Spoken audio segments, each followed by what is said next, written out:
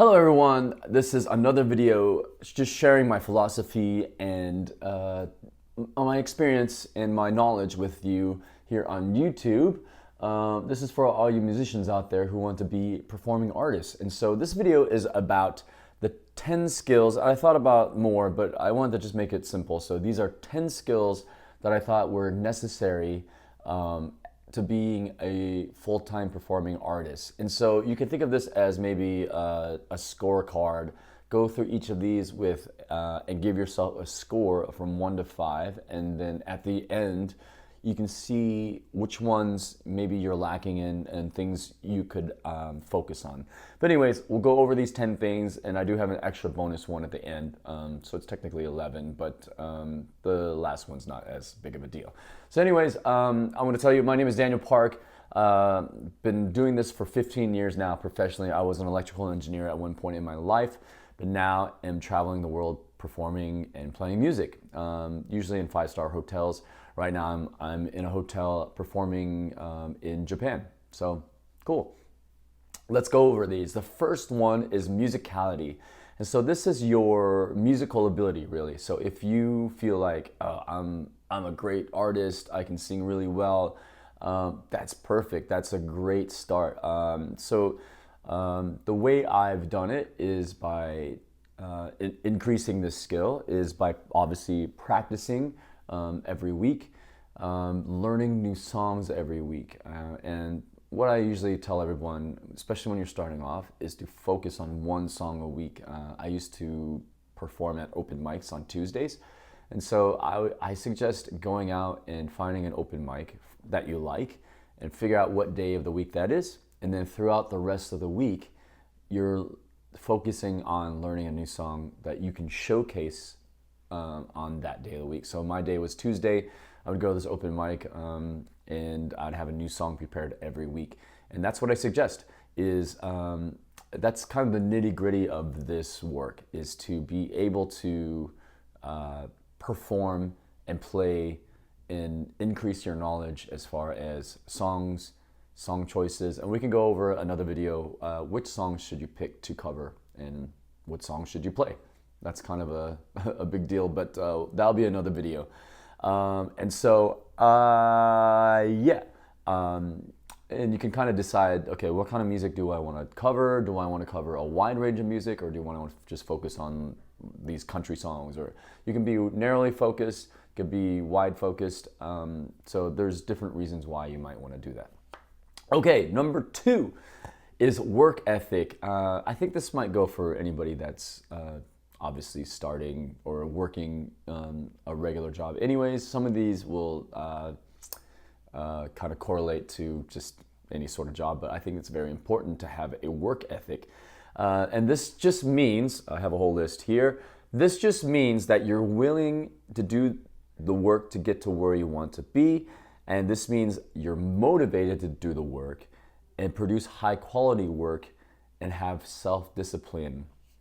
So I think in this context, what that means is if you're performing at a venue, do you start on time? Do you still start when there's nobody there in the venue? Do you play till the end of your set? Are you taking longer breaks than you should? Or are you very consistent on your time? And so these are all things that I think are very important and require self-discipline and require yourself to be in check. So work ethic. Are you willing to put in the hours and do the work? So there we go. Number 3. I think this is kind of, not a lot of musicians talk about this, endurance. And so number 3 is endurance. I added it because just like a runner who's training to be in a marathon, you kind of have to train to be able to sing for many, many hours. And so there's been times when I've done 2 back-to-back gigs, 2 back-to-back 3-hour gigs. So we're talking 6 hours of singing in one night. And it just depends on what you want to do, but doing more, being able to perform more, will make it seem like when you're finally there on stage, it'll just seem very easy by comparison. If you are gonna do a big show and you're like, oh, I gotta do a 2-hour gig, instead of having to think about like, oh, I need to perform 2 hours. Let's just practice until I get 2 hours. What you can do is train yourself to play a 3-hour straight gig. Usually that's what I've done in my career, be able to at least perform a 3-hour gig straight. I know that seems like a lot, but once you get into it, it's not that bad. So let's see. And honestly, once you're singing in that amount of time, the time goes by so fast. There's been times where I'm like, oh, I'm done already. It's been 3 hours already. Sometimes I'll go another hour, 4 hours. And so I think part of that is just being in a zone. Sometimes I really zone out and I'm just performing nonstop without breaks. And so, like I said, if you want to do this is the hard work that entails to get to the point. Like if you're thinking, oh, I want to be a touring musician later on, you just put in these hours, and then all of a sudden doing a 2-hour show when you're on a big stage will seem easy by comparison. So anyways, that's why I added it. Okay, number 3 is resilience. Oh, sorry, number 4. I switched them up. Number 4 is resilience. This means that you are highly adaptable to stressors and maintaining balance in the face of adversity. This just means shit happens, right? So maybe you're driving to a gig and there's a bunch of traffic you didn't know about. Okay, you might be a little bit late. So what do you learn from that? Maybe you need to go and get there earlier. Or maybe you go to the gig and your cable's broken. Okay, or maybe you go to the gig and you don't have a long enough power cable. So instead of freaking out and screaming and yelling or doing whatever, can you problem solve in that sense, like in that high stress time when you're like you need to start performing, but you don't have the right tools with you, or you forgot something at home or whatnot. So that's resilience. It's really how your response to these situations that matter. And so the clients, the guests will see how you respond to these. Okay, number 5, a commitment to excellence. That's number 5, commitment to excellence. And I think this is important. Since I'm in Japan right now, there's a term some of you might recognize. It's called Kaizen, which basically means constant improvement. So as a musician, this is how I think of it. Sometimes when I'm performing, I might forget a lyric or go like, how does that part go? I haven't played the song in a long time. So I'll go back in my spare time and practice that song again and improve it. So the next time I perform it, I go like, okay, I got it rock solid. And so that's, I think, an important part is a commitment to excellence just means that you're constantly improving and making things better or trying out new things and then using that experience to improve your performance. If you're playing the same song the same way every time, you might be, okay, well, you might be interested maybe, or to experiment, try singing in a different key sometimes.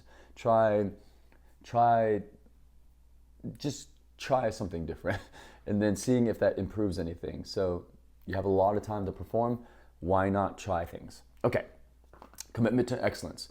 Okay, communication. So this is not really as part of your music performance, but this is number 6, communication. But behind the scenes, there are a lot of things that are needed to get gigs and things like that. So how you perform, how you communicate can be the difference between getting no gigs or having more gigs than you can handle. And so this is important. communication with your booking agents, with clients, the audience in front of you, and even other musicians in your network are really the keys to your success in this way. So, for instance, if you get an email from a potential client, try to be as timely as possible. I think within 24 hours for emails. Or if you get a text from an agent that's like, "Hey, could you possibly fill in this gig tonight?" Even if you can't do it, the best way to do is respond right away and say, "I can't," instead of ignoring or just ghosting anybody. Also, your communication on stage is kind of important too. How you talk to the crowd, or do you talk to the crowd? How you I think there's a really important thing there, the communication between you, clientele, also the staff in the venue.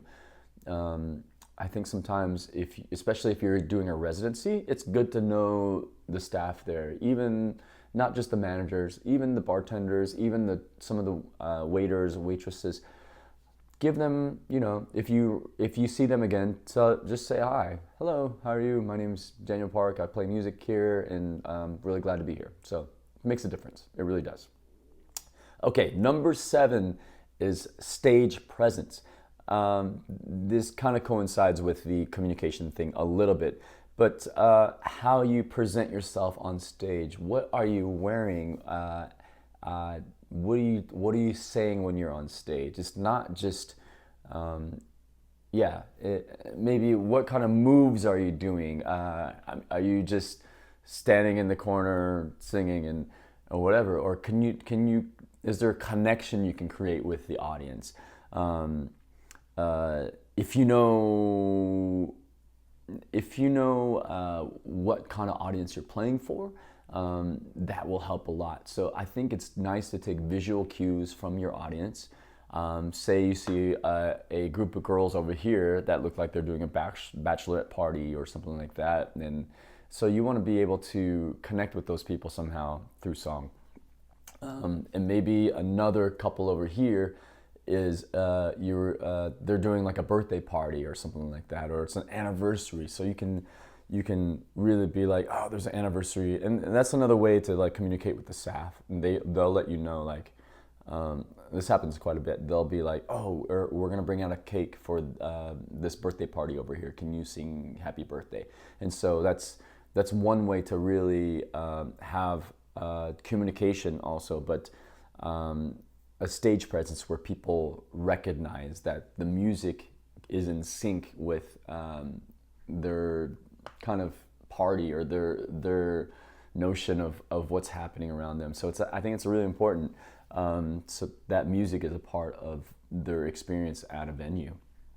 And so stage presence, identifying what type of gig is you're doing. If you're doing just a background gig at a restaurant, you can still make a difference by just recognizing the music that you're playing and keep on playing the music that people are connecting with. Okay, so that's important.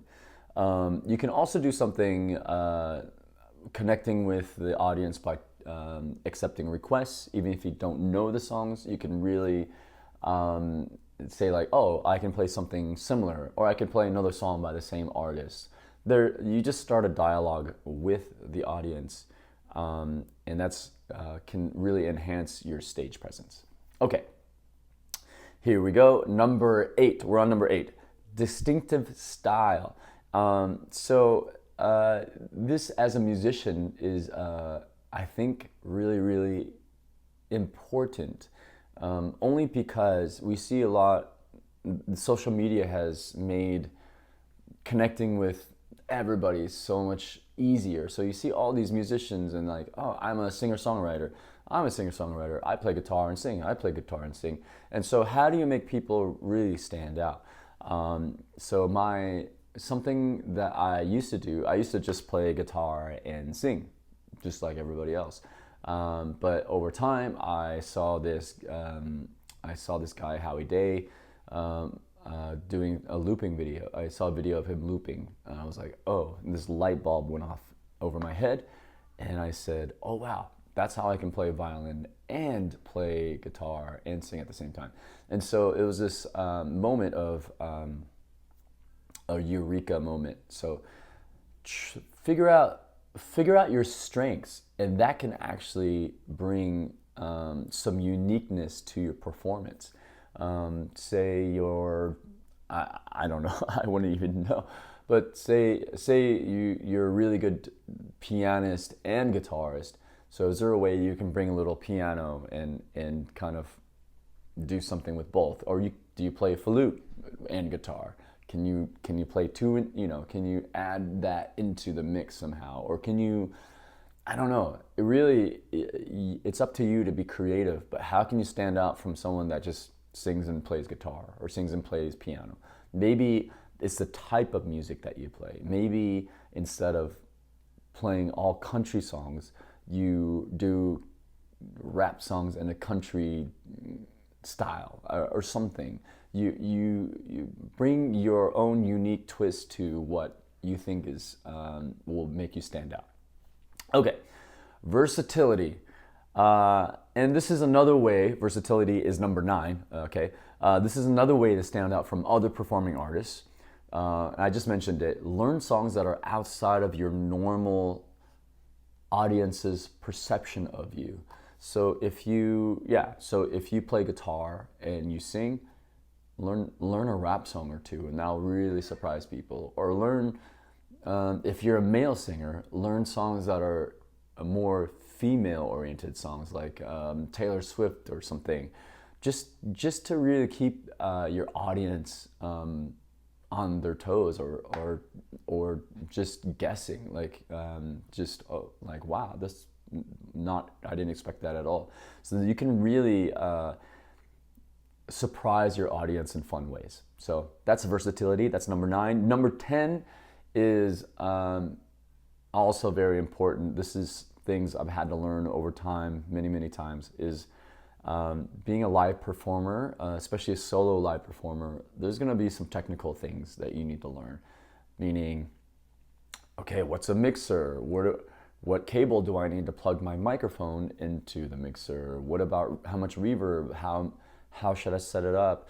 How can I get my instrument to sound boomier or less mids or more? Definitely some learning, but you can learn these things as you go. You don't have to have all the knowledge. Just make it sound as best as you can. But just know that learning along the way is going to be part of the journey, and being open to learning about audio, because that's what you're doing. You're going to be a live performer. You want to make sure that the sound coming out of the speakers is going to be very pleasing to the ears as much as possible. And that also means, what volume should I keep it at for these certain gigs? Sometimes the songs that you pick might influence the volume of the songs that you play. And so to create an atmosphere, if people are having conversations at a dinner setting, you don't want to be playing 80s rock songs where it's super loud and they can't hear themselves talk. So being conscious of that. So I guess I just want to say that, technical side, something you need to learn, and you shouldn't be scared of it, but know that it's part of the journey. Okay, those are the 10 top things, and there's one extra bonus. It's 11. Number 11 is your attitude. And so I realize a lot of times this is the bonus skill to have, is learning how to have a good attitude. Sometimes, especially if you came in you feel like I'm running late, traffic was bad, you're in a rush, you had a fight with your mom, whatever. Leave all that off the stage. Your job is to create an atmosphere in the container that you're in the room, in the venue, wherever you're hired to perform. And your sometimes attitude can really affect the mood of that room. And so just check your attitude. Sometimes it's even this happens to myself. My self-talk is very important on stage. There's times when there might not be anybody paying attention in the room. So, my something in my inner mind will be like, why are you here? Like, why are you playing here? It's like, there's nobody listening anyways. It's stupid. So what you need to do is understand that what you're able to do is you should see things bigger picture, right? You're here to master your craft. You're on a path of mastery. And so these nights, sometimes that are slow and nobody's at the gig or whatever, you're still getting paid to perform music as a live music professional. And I tell myself I'll do that. I'm in Japan right now. There might be nights when it's slow, but I get to live in Japan. I get to eat Japanese food every day, and I live in a nice hotel, and I get to travel the world, and so I think about all these things, and that kind of quiets that voice that says like, oh, you shouldn't be doing this. I get to work on new music. I get to test out new things. It's a chance. Slow nights I especially love them because I'm like trying out new songs I haven't played in a while. I'm trying out songs that I'm trying to learn, and it's a good time for me to practice. And then there's also like maybe a new type of sound that I want to incorporate on my guitar, or maybe I want to practice some fingering licks or something like that. So I just think of all these things as a blessing. Like, you are given this gift, and this is a time to really hone it. All right, so I hope you enjoyed these 10 plus 1 skills needed to learn how to be a performing artist. And so if you went through and you did the checklist, just do 1 to 5 on each. See which ones had the lowest score. Maybe you have a 3 on resilience. Maybe you have a 5 on endurance, but then you only have a 1 on technical.